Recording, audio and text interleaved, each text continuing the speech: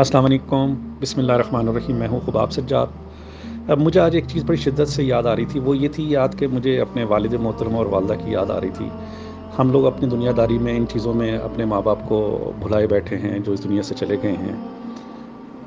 हमारे लिए ये बहुत ज़रूरी है आज कल बात समझना कि अपने माँ बाप के लिए सदका जारिया करते रहें। सदका जारिया हमारे नेक अमाल भी हैं, हमारे नेक बोल भी हैं, हमारे हर चीज़ है। लेकिन बिलखुसूस नबी अकरम सल्लल्लाहु अलैहि वसल्लम की एक हदीस मुबारक है जो मैं आपको सुनाना चाह रहा था, ये बताना चाह रहा था कि हज़रत अबू हुरैरा से रिवायत है कि रसूल अकरम सल्लल्लाहु अलैहि वसल्लम ने फरमाया, बिलाशुबा अल्लाह अज़्ज़ा वजल जन्नत में बंदे साले का दर्जा बुलंद करता रहता है। तो वो कहता है, मेरे रब ये दर्जा मुझे क्यों कर मिला? रब ताला जवाब देता है, तेरे लिए जो तेरी औलाद ने मग़फ़िरत की दुआ की है।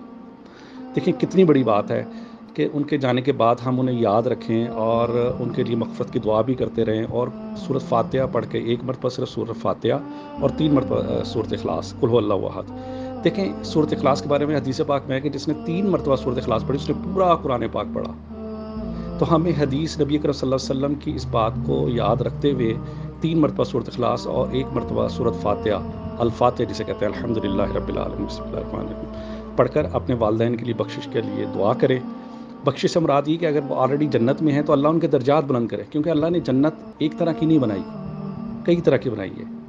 तो बस मेरी इस बात को सुनने के बाद जो है ना, आप लोग दिन में जब भी आपको याद आए, एक दफ़ा सूरत फ़ातिहा और 3 मरतबा सूरत इख़लास पढ़ के अपने वालिदैन के लिए बख्श दिया करें। अल्लाह उनके दर्जात को बुलंद करे, अल्लाह हमारे माँ बाप के, सबके माँ बाप के दर्जात को बुलंद करे। अपना बहुत ख्याल रखें और हदीस को ज़हन में रखें। हदीस का ताल्लुक़ कुरान से है, ठीक है ना?